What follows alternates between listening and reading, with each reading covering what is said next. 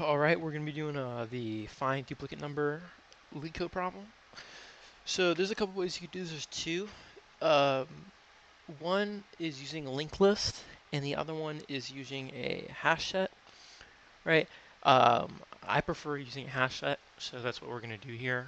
Most of my videos are been about linked lists anyway. Um, so for a Hashset, right? What that basically is there's two. There's a hash map or Hashset. Hash map in particular is, they call it a dictionary, right? With a key and a value, so similar to a dictionary where you have the word and the definition.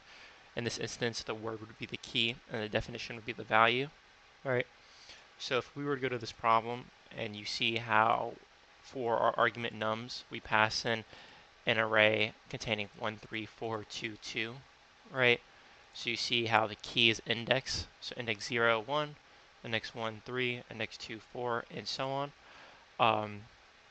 And for this question in particular, we are trying to find the duplicate number. So we would want to go and iterate through this array and find where a certain number repeats and then return that number.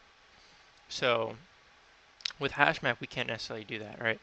Well, we could, but the easiest way is to use Hashset, right? So a Hashset, unlike hash map where you have a key and value, it's a little bit different. Instead, you only have your key, right? You only have your key, and you can't have duplicate values within a hash set. So um, if I was to go and write hash set, right? You could store values like 3, or we could do here like 1, 3, 4, and 2, right? We can't have multiple 2s, right? Because it can only store one number of a particular value. So if we were to loop through all this and kind of create a hash set based off these specific values right here, what would output would be 1, 3, 4, and 2, because there can't be duplicates of the same number, right? Um, so what we would have to do is first create a hash set, right? Hash set, right?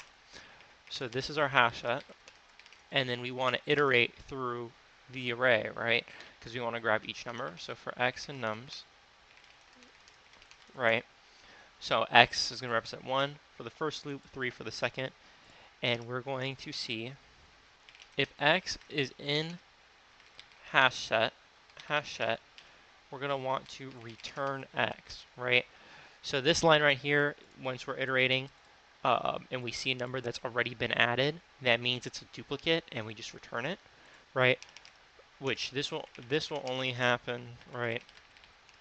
Only happen once we hit the duplicate, and then to add numbers, right? So to add numbers to hash set, we're gonna do else hash set dot add x. So yeah, this is basically it. You have your hash set, so you gotta initiate it, create the for loop. If it's in the hash set already, return x, and that will be your answer. Else, you're just adding. So I have to click run. Oop, I'm lying to you. Oh, I misspelled it. For x, for x and nums, if x was in hash set. There you go, perfect.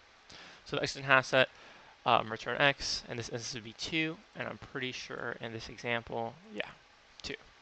And then if I was to pass this one in, we will get 3, and the output is 3. Perfect.